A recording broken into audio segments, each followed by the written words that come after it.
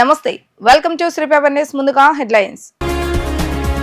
రోడ్ల మరమ్మతుల పనులపై ముఖ్యమంత్రి చంద్రబాబు నాయుడు సమీక్ష. రోడ్ల మరమ్మతుల పనులు పూర్తి నాణ్యతతో చేయాలని అధికారులకు ఆదేశం. టెంపుల్ ఎకో టూరిజంపై డిప్యూటీ సీఎం పవన్ కళ్యాణ్ సమీక్ష.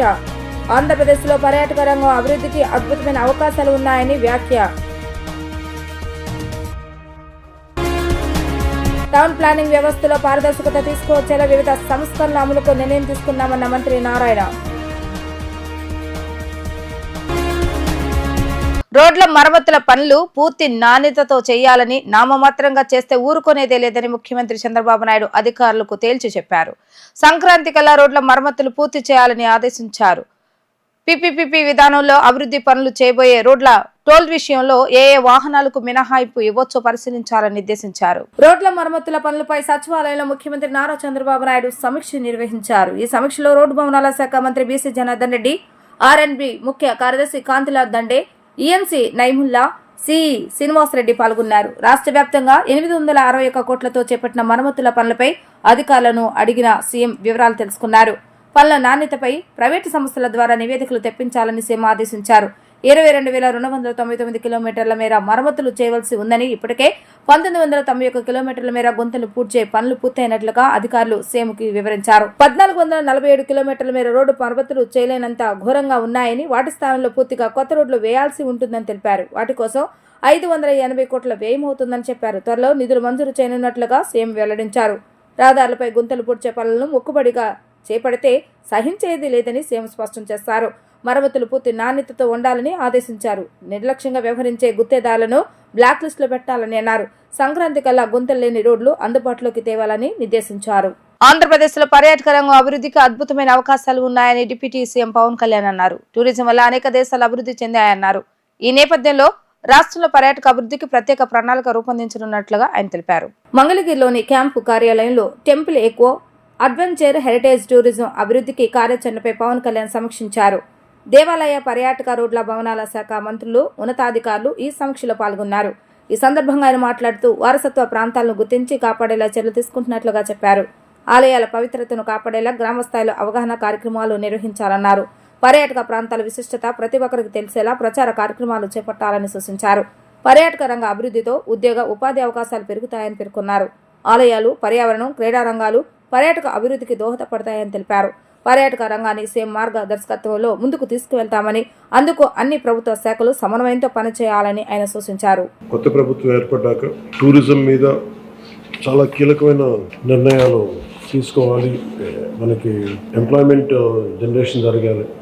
ఏమాత్రం పొగా కాలుష్యం లేని, ఎక్కువ మంది అన్స్కిల్డ్ వారికి ఉపాధినిచ్చే పరిశ్రమ ఇది. ప్రస్తుతానికి వార్షికం సంవత్సరానికి 5% అభివృద్ధి ఉన్న పరిశ్రమ ఇది.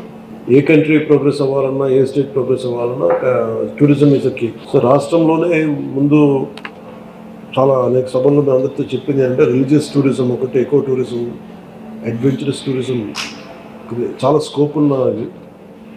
ఇవన్నీ ముందుకు తీసుకురావాలనేది ముందు ప్రీ గవర్నమెంట్ ఎలక్షన్ టైంలో మాట్లాడింది. ఈ రోజున వాస్తవ రూపం దాల్చడానికి ఈ మీటింగ్ మనం ఏర్పాటు చేసుకున్నాం. నేను ఇక్కడికి వచ్చి నేను ఇక్కడ రావాలి, నాకు ఏంటి ఆంధ్రప్రదేశ్ ఆఫర్ చేస్తుంది అంటే, మనకు వైల్డ్ లైఫ్ శాంక్చురీస్ ఉన్నాయి, నాగార్జునసాగర్ టైగర్ రిజర్వ్ ఉంది, లేదా ఎలిఫెంట్ క్యాంప్స్ ఉన్నాయి. అలాగే మనకి అడ్వెంచర్ ఒకటి బాగా ప్రమోట్ చేయాలి. ఈ మౌంటైనీరింగ్ కానీ మనకి ఉదాహరణకి మన నేటివ్గా చాలామంది నల్గొండలో ఒక అబ్బాయి ఉన్నాడు, కొండలు ఎక్కుతాడు, బేర్ హ్యాండ్ స్పైడర్ మ్యాన్ ఒక అబ్బాయి. సో అలాంటి మనకి అడ్వెంచర్ స్పోర్ట్స్ ఒకటి, కెనోయింగ్ ఒకటి మనకి చాలా ఉన్నాయి. అలాగే మనకి గండికోట, హార్స్లీ హిల్స్ ఉన్నాయి, బ్యూటిఫుల్ మనకి చిన్న హిల్ స్టేషన్ ఫీల్ ఉంది. అలాగే హెరిటేజ్ మనకి గోల్డెన్ సైట్స్ ఉన్నాయి. గుడిమలం చాలా ఏన్షియన్ టెంపుల్ అది. దీనికి రైట్ ఫ్యాంప్లెట్స్ అంటే నేను చాలాసార్లు మన పీసీఎఫ్ కథ కూడా మాట్లాడితే చాలా ఎకో టూరిజం సెంటర్స్ చాలా ఉన్నాయి. కానీ కాకినాడలో ఉంది ఏంటంటే మనం బ్రిడ్జ్ అంతా ఉంది, మడాడూరులోకి. దానికి నేను వెళ్ళి సర్చ్ చేసి అవుట్ ఆఫ్ ఇంట్రెస్ట్ దొరుకుతుంది, కానీ అనేది పబ్లిక్కి దొరకదు. In general it is not hitting on my Facebook. నేను వెళ్తుంటే మనం ఒక major we have to come at with advertisement plan. ఒక స్ట్రాంగ్ అడ్వర్టైజ్మెంట్ ప్లాన్ ఉంటే తప్ప నాకు ఏం ఆఫర్ చేస్తనేది అంటే మీరు ఫస్ట్ చేయాల్సింది instead of going elaborately with other things, అసలు మనకి ఏమున్నాయి, ఏది ఫస్ట్ ఎఫిషియెంట్గా ఏవి పనిచేస్తున్నాయని చూస్తే ఎట్లా ట్రాక్ చేస్తామని ఆల్రెడీ ఉన్నాయి. కల్చరల్ ఎడ్యుకేషన్ అయితే జరగాలి. When it comes to tourism, స్థానికంగా మనం విలేజ్ సెక్రటేరియట్స్ అంతా కూర్చోబెట్టి, even from panchayat point of వ్యూలో మనం గ్రామ సభల్లాగా వీ కెన్ గైడ్ పీపుల్. ఇంత రెవెన్యూ ఉంది మీ గండికోటలో కానీ ఇలాంటి ప్రతి ప్రాంతంలో there is a very specific area. మన విత్ ఇన్ ఓవర్సీస్ కాకుండా మన ఇంటర్ డిస్ట్రిక్ట్ టూరిజం ఇంత ఎక్కువ ఉంటుంది, మనకి ఇంత రెవెన్యూ ఉంటుంది. What we need is certain decorum and certain discipline అని చెప్పి సర్టన్ ఒక పంచాయతీల ద్వారా అండ్ ఫారెస్ట్ డిపార్ట్మెంట్ కూర్చోబెట్టి we can form some kind of awakening and awareness సభాస్ అండ్ అవగాహన సదస్సులాగా అదొకటి ప్లాన్ చేయండి. ఒకటి పురపాలక శాఖలోని టౌన్ ప్లానింగ్ అంశాలపై ముఖ్యమంత్రి చంద్రబాబు నాయుడు సమీక్ష నిర్వహించారని పురపాలక శాఖ మంత్రి నారాయణ తెలిపారు. టౌన్ ప్లానింగ్ వ్యవస్థలో పారదర్శకత తీసుకొచ్చేలా వివిధ సంస్కరణలు అమలుకు నిర్ణయం తీసుకున్నామన్నారు. సమీక్షలో ఈ సంస్కరణలకు సీఎం ఆమోదాన్ని తెలియజేశారని వెల్లడించారు. సచివాలయంలో ఏర్పాటు చేసిన విలేకరుల సమావేశంలో మంత్రి నారాయణ మాట్లాడుతూ 15 మీటర్ల కంటే ఎత్తైన భవనాలకు సంబంధించి లైసెన్స్డ్ సర్వేయర్లు ప్లాన్కు రుసుము చెల్లించి ఆన్లైన్లో పెడితే అనుమతి వచ్చినట్టే అని స్పష్టం చేశారు. ఈ ప్లాన్లో ఎక్కడ డివియేషన్లు ఉన్న సదరు సర్వేయర్ లైసెన్స్ రద్దుతో పాటు క్రిమినల్ కేసులు పెట్టేలా చట్ట సవరణ చేస్తున్నామని అన్నారు. ఈ విధానం హర్యానా, ఢిల్లీ, గుజరాత్, కర్ణాటక తదితర రాష్ట్రాల్లో అమలు చేస్తున్నారని పేర్కొన్నారు. లేఅవుట్లో ప్లాన్ అప్రూవల్ కోసం ఇక నుంచి నెలల తరబడి వేచి ఉండకుండా సింగిల్ విండో విధానం తీసుకొస్తున్నామని తెలిపారు. రెవెన్యూ, జలవనరులు, అగ్నిమాపక, మైనింగ్, ఎయిర్పోర్ట్ అథారిటీ, రైల్వేలు ఇలా అన్ని విభాగాల సర్వర్లను పురపాలక శాఖతో సమన్వయం చేసి పురపాలక శాఖ ద్వారా అనుమతులు ఇవ్వాలని నిర్ణయించినట్లుగా వెల్లడించారు. ఒకే పోర్టల్ ద్వారా నిర్దేశిత రుసుము చెల్లించి ఒకే చోట అనుమతులు పొందేలా నిర్ణయం తీసుకున్నామని తెలిపారు. డిసెంబర్ 31వ తేదీ నుంచి ఈ పోర్టల్ అమల్లోకి తీసుకురావాలని సీఎం ఆదేశించారన్నారు. ఇక నుంచి మున్సిపాలిటీల్లో టీడీఆర్ల జారీ విషయంలోనూ ఓ నిర్ణయం తీసుకున్నామన్న మంత్రి, టీడీఆర్ల జారీ లేకుండా ఆ విలువకు సంబంధించి అక్కడే అనుమతి ఇచ్చేలా మార్పు చేస్తున్నామని వెల్లడించారు. 500 చదరపు అడుగుల దాటిన నివాస భవనాలకు సెల్లార్ పార్కింగ్కు అనుమతి ఇస్తున్నామన్నారు. 120 మీటర్ల కంటే ఎత్తైన భవనాలు సెట్ బ్యాక్ పరిమితిని 20 మీటర్లకు కుదిస్తూ నిర్ణయం తీసుకున్నామని తెలిపారు. టౌన్ ప్లానింగ్ డిపార్ట్మెంట్లో రిఫార్మ్ చేయడం కోసంగా అనేక రాష్ట్రాల్లో ఉన్న టౌన్ ప్లానింగ్ సిస్టమ్ని స్టడీ చేయమని కమిటీలు వేసాం. ఆ కమిటీల యొక్క రిపోర్ట్స్ని ఈరోజు ముఖ్యమంత్రి గారికి ప్రజెంట్ చేయడం జరిగింది. దాదాపు ఒక 7 టీములు మొత్తం 10 రాష్ట్రాల్లో తిరిగి అక్కడ ఉన్న లేఅవుట్స్ అప్రూవల్స్ కానీ బిల్డింగ్ అప్రూవల్స్ కానీ ఎలా ఉన్నాయనే దాని మీద చాలా డీటెయిల్గా స్టడీ చేయటం, ఆ రిపోర్ట్ సబ్మిట్ చేశారు. అందులో ముఖ్యంగా ఏంటంటే 15 మీటర్లు అంటే సుమారుగా 5 అంతస్తులు కట్టుకునే వాళ్ళకి యాక్చువల్గా పర్మిషన్స్లో మార్పు తీసుకొచ్చాం. చాలా రాష్ట్రాల్లో అది ఇంప్లిమెంట్ చేస్తున్నారు. దాంట్లో ఏంటంటే ఎవరైతే ఈ యొక్క కన్సల్టెంట్స్ లైసెన్స్డ్ సర్వేయర్స్ ఎవరైతే ఉన్నారో వాళ్ళ ప్లాన్ని యాక్చువల్గా ఆన్లైన్లో పెట్టి పేమెంట్ కడితే అది డీమ్డ్ అప్రూవల్, ఇంకా మళ్ళీ ఫర్దర్గా అప్రూవల్ అవసరం లేదు.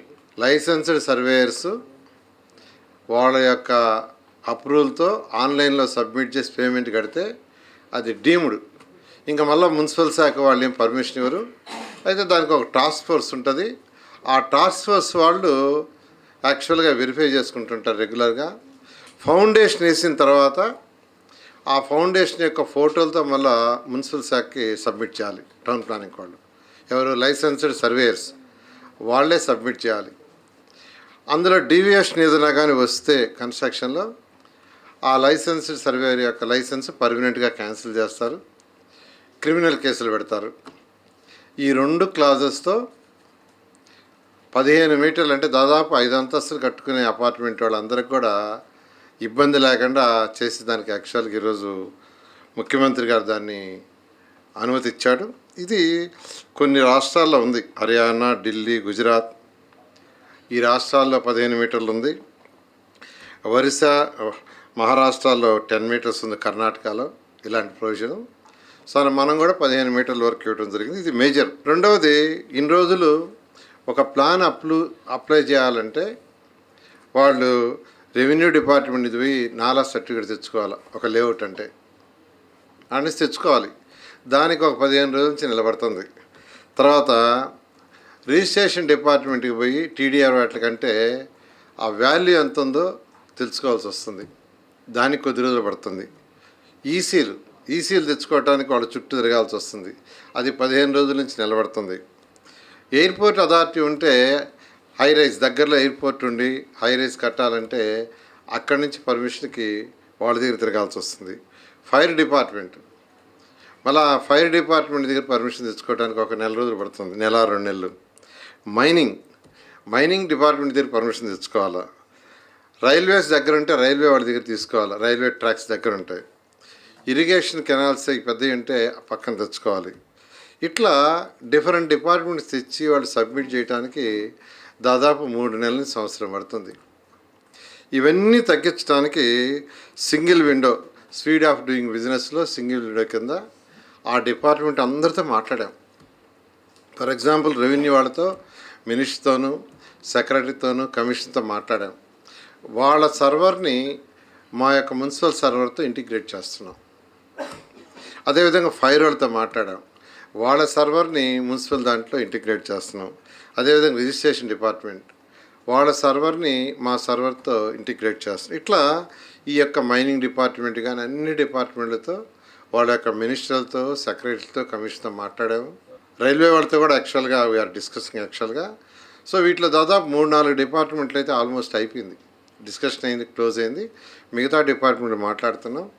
ఆ విధంగా అయితే ఏమవుతుందంటే పేమెంట్ ఇప్పుడు మైనింగ్ అయినా కానీ రెవెన్యూకైనా మా పోర్టల్లోని, మున్సిపల్ పోర్టల్లోనే వాళ్ళ అకౌంట్లో కడతారు. వాళ్ళ హెడ్ ఆఫ్ అకౌంట్లో కట్టేస్తే వాళ్ళకి పేమెంట్ పోతుంది. వాళ్ళు యాక్చువల్గా ఒక టైం పెడుతున్నారు, 15 రోజులు 10 రోజులు, లేకుంటే దట్ ఈస్ డీమ్డ్.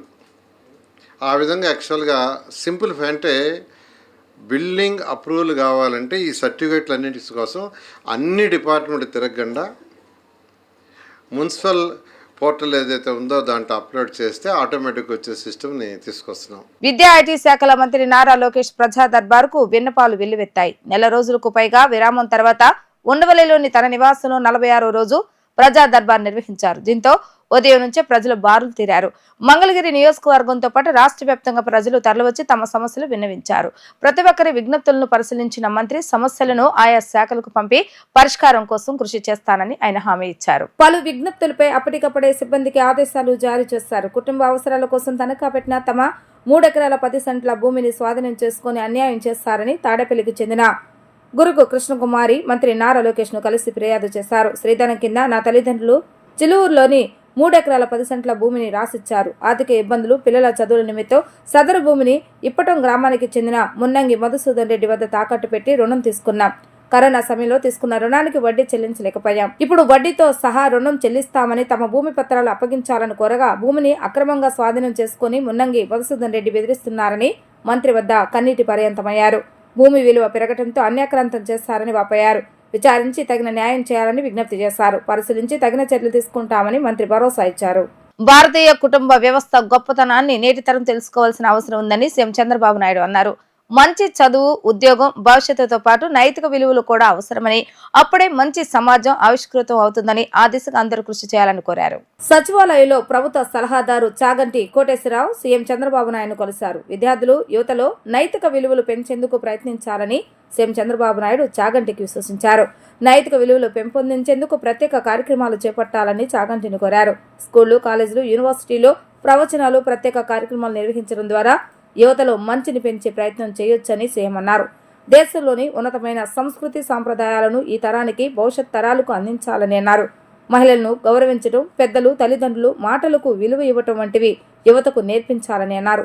మారుతున్న కాలంలో అనేక అంశాలు విద్యార్థులు, యువతపై దుష్ప్రభావం చూపుతున్నాయని, నైతిక విలువల పతనానికి ఇవి కారణమవుతున్నాయని అన్నారు. గన్నవరం పరిసర ప్రాంతాల్లో పొగాకు నియంత్రణ చట్టం అమలును పరిశీలించడం జరిగిందని రాష్ట్ర పొగాకు నియంత్రణ లీగల్ అడ్వైజర్ పుట్టి శివశంకర్ అన్నారు. విద్యాలయాలు, గవర్నమెంట్ ఆఫీసులో చుట్టుపక్కల నిషేధిత గుట్కా, పాన్, పొగాకు ఉత్పత్తులు గుర్తించడం జరిగిందని తెలిపారు. నిషేధిత పొగాకు ఉత్పత్తులు విక్రయించే షాపుల నిర్వాహకులకు జరిమానాలు విధించామని ఆయన స్పష్టం చేశారు. కృష్ణా జిల్లా ఆరోగ్య మరియు కుటుంబ సంక్షేమ శాఖ అధికారిని డాక్టర్ జి గీతాబాయ్ ఆధ్వర్యంలో కృష్ణా జిల్లా ఎస్పీ ఆర్ గంగాధరరావు సహకారంతో గన్నవరం పరిసర ప్రాంతాల్లో నిషేధిత గుట్కా, సిగరెట్, పొగాకు ఉత్పత్తుల నియంత్రణ కొరకు పొగాకు ఉత్పత్తుల నియంత్రణ చట్టం అమలు కొరకు ప్రత్యేక డ్రైవ్ చేపట్టడం జరిగింది. ఈ డ్రైవ్ లో స్థానిక గన్నవరం సెంటర్లో షాపులు, కిరాణా దుకాణాల వద్ద పొగాకు హెచ్చరిక బోర్డులు లేని షాపు యజమానులకు కౌన్సిలింగ్ నిర్వహించి, పలు దుకాణాల్లో సోదాలు నిర్వహించి, నిబంధనలకు విరుద్ధంగా వ్యాపారాలు నిర్వహిస్తున్న వారిపై స్థానిక పోలీసుల వారి సహకారంతో జరిమానాలు విధించడం జరిగింది.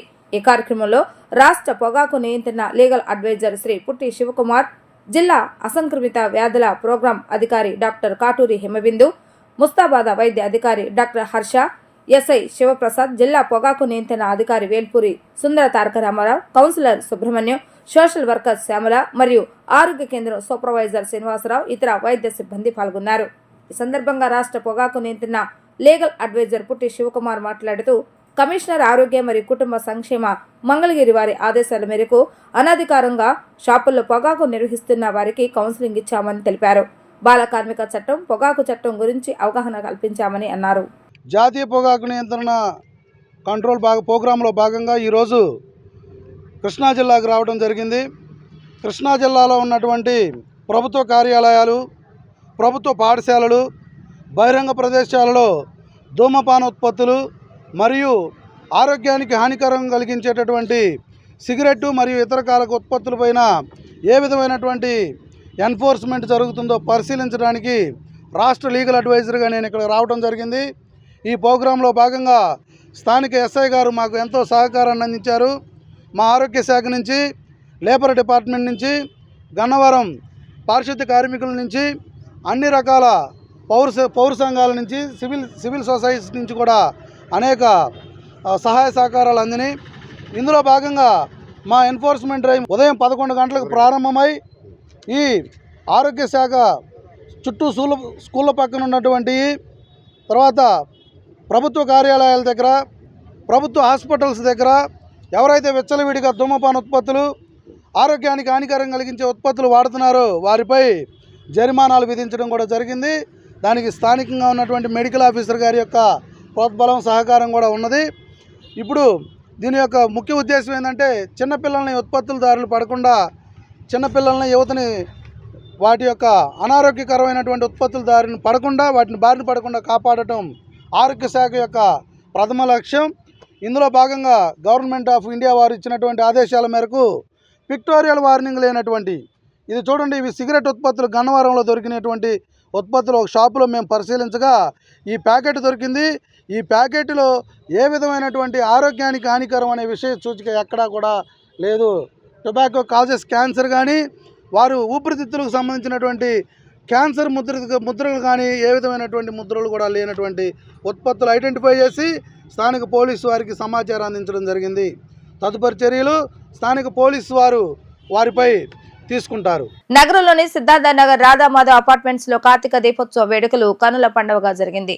కార్తీక దీపాలతో ఆ ప్రాంతమంతా దేదీప్యమానంగా వెలుగొందింది. ప్రతి ఇంటా చీకటిని ప్రాలదోలి వెలుగులు నింపే కార్తీక దీపోత్సవ కార్యక్రమాన్ని నిర్వహించడం ఆనందంగా ఉందని అపార్ట్మెంట్స్ అసోసియేషన్ అధ్యక్షుడు చంద్రశేఖర్ అన్నారు.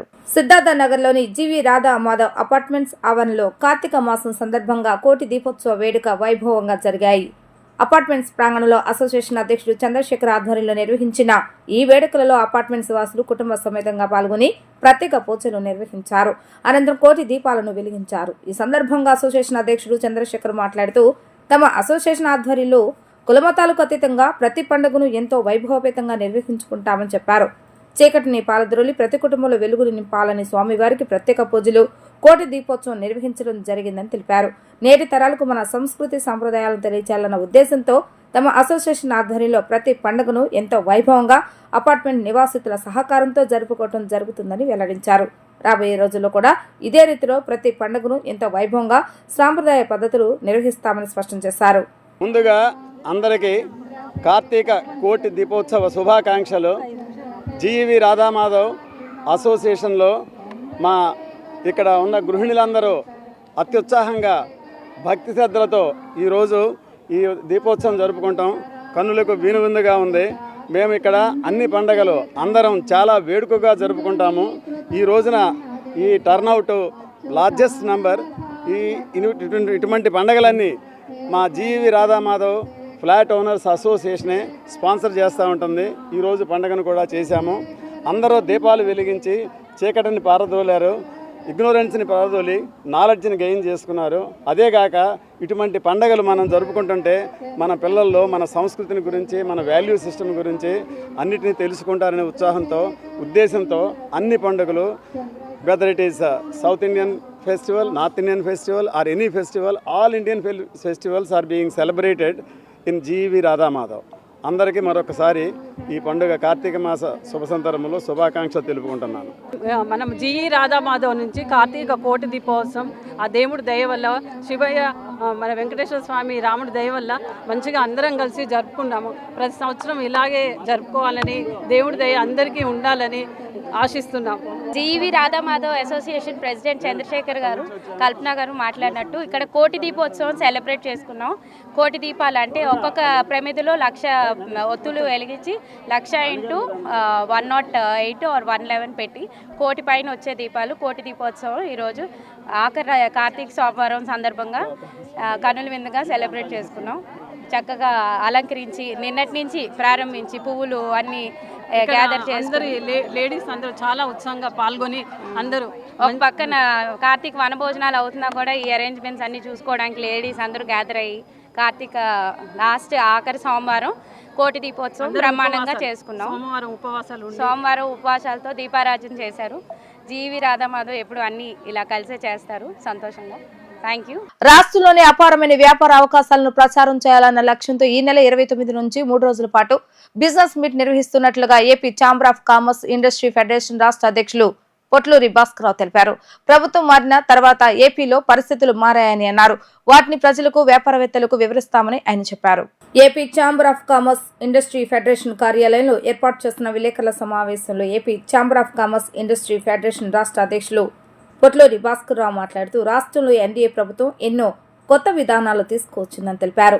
స్థానిక ఉత్పత్తులు, పరిశ్రమ అభివృద్ధి, వ్యాపార అవకాశాలకు ఉన్న సానుకూలతల గురించి అందరికీ వివరించాలన్న ఉద్దేశంతో ఈ నెల 29 నుంచి 3 రోజుల పాటు ఎస్ఎస్ కన్వెన్షన్ లో బిజినెస్ మీట్ నిర్వహిస్తున్నామని తెలిపారు. ఎన్డీఏ ప్రభుత్వ స్నేహపూరిత పారిశ్రామిక విధానాలను చూసి ఊహించిన దానికంటే ఎక్కువ స్పందన కల్పిస్తుందని అన్నారు. ఎక్స్పోలో రోజు 3 రంగాలపై నిపుణులతో ఉచితంగా సెమినార్లు నిర్వహిస్తామని తెలిపారు. ఈ ప్రదర్శనను రాష్ట్ర ముఖ్యమంత్రి చంద్రబాబు నాయుడు ప్రారంభిస్తారని వివరించారు. మంత్రి లోకేష్ తో పాటు పలువురు మంత్రులు, ఉన్నతాధికారులు కూడా ఈ ఎక్స్పోలో పాల్గొంటారని ఆయన స్పష్టం చేశారు. ఏపీ ఛాంబర్స్ మొట్టమొదటిసారిగా ఈ మెగా బిజినెస్ ఎక్స్పోని రేపు 29th నుంచి 1 డిసెంబర్ వరకు ఎస్ఎస్ కన్వెన్షన్ సెంటర్లో ఆర్గనైజ్ చేయడం జరిగింది.